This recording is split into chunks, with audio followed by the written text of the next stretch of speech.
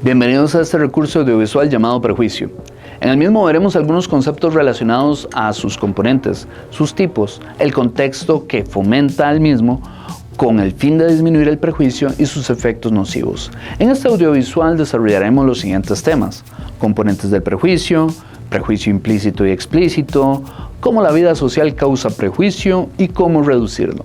El prejuicio es una actitud emocionalmente poderosa. Las actitudes están formadas por tres componentes: un componente cognitivo, que incluye las creencias o pensamientos, cogniciones, que conforman la actitud; un componente afectivo o emocional, que representa el tipo de emoción vinculada con la actitud; y un componente conductual, relacionado con las acciones de la persona. Las personas no solo tienen actitudes, normalmente también actúan en consecuencia. En este contexto, un prejuicio es una actitud hostil o negativa hacia las personas de una forma distinguible, basada únicamente en su pertenencia a ese grupo.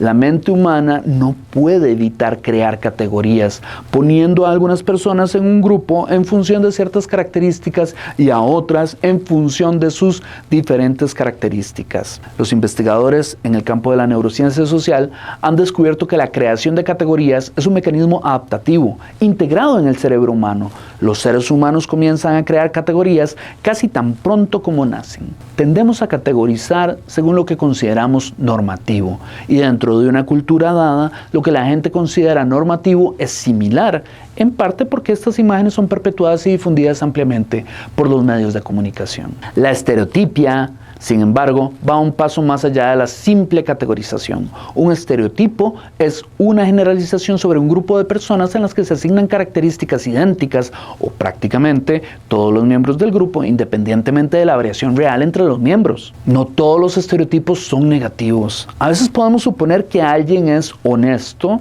debido a su pertenencia a un grupo. Para la persona a la que se dirige el estereotipo, los estereotipos positivos siguen significando que se te sigue interpretando como una categoría en lugar de como un individuo, y como resultado es posible que se te maltrate. Los estereotipos también determinan nuestras reacciones emocionales ante diferentes grupos.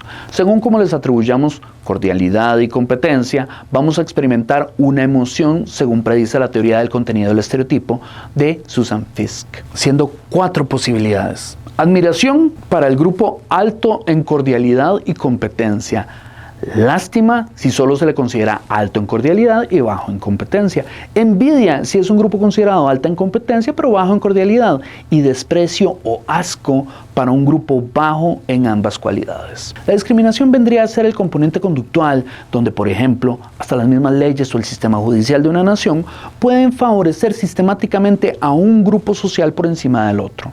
Por ejemplo, el papel que ha tenido la guerra contra las drogas en marginalizar las comunidades negras de Estados Unidos, y cómo esto se nota en la persecución preferencial de narcotraficantes de crack, mientras que se ignora a los narcotraficantes de los mercados que tradicionalmente están dominados por blancos, como lo son metanfetaminas, éxtasis, cocaína y heroína. Como los policías disparan contra sospechosos desarmados con más frecuencia cuando son negros que cuando son blancos. Esto nos lleva a preguntarnos qué tanto de los prejuicios podrían estar ocultos. De forma reciente ha ido aumentando la presión por no mostrar prejuicios, concepto que nos ha llevado a considerar que algunas personas deciden ocultar sus prejuicios para evitar el rechazo. El desarrollo de la prueba de asociación implícita, también llamada IAT, fue un intento para medir estos prejuicios implícitos.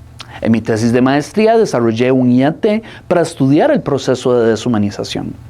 Lo deseable del test es que no depende del autorregistro, sino de procesos mentales que no podemos controlar conscientemente, volviendo la prueba resistente al engaño. En la versión clásica del mismo se le enseñan objetos o rostros a las personas. Se le pide a la persona categorizar los objetos que se le muestran en la pantalla como agradable o desagradable.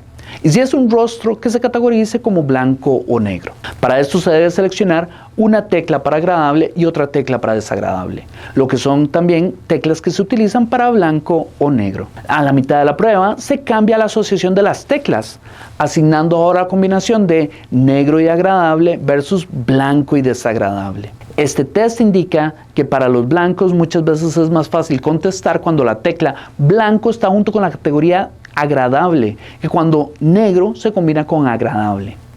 Esta diferencia en el tiempo de reacción usualmente es significativa y no se puede atribuir al azar. Esto puede llevar a que la misma persona se dé cuenta de que cuenta con un sesgo que desconocía y puede ser una sorpresa para algunos. Para las víctimas de prejuicio, el mismo se puede volver una especie de profecía autocumplida, llevándole a actuar de manera que otros esperan de él. También la persona puede ser que experimente malestar al notar que no se le percibe como una persona, sino como un miembro de un grupo social que está estereotipado. Esto se le llama amenaza de la identidad social. Y hay estudios que muestran cómo impiden a la persona rendir al máximo al disminuir sus recursos cognitivos disponibles para realizar tareas. El prejuicio se explica como algo surgido de la competencia por recursos limitados en la teoría realista del conflicto, mientras que la hipótesis de contacto de Allport propone que surge de que nos falta interactuar más con el grupo social prejuiciado y que este prejuicio disminuiría con el contacto con el mismo. Aronson propuso un modelo de trabajo en el aula escolar para disminuir los prejuicios con bastante éxito, donde los estudiantes tienen objetivos comunes y dependen unos de otros, favoreciendo que colaboren para lograr el éxito común. A esto se le llamó el aula rompecabezas. Esta dinámica de interdependencia fue fomentando prestarse atención y demostrar respeto entre sí. Los seres humanos podemos en ocasiones favorecer segmentarnos en subgrupos y estereotipar a los otros, pero podemos generar un cambio positivo al favorecer dinámicas de cooperación que nos motiven a conocernos y a colaborar en pro de un beneficio mutuo.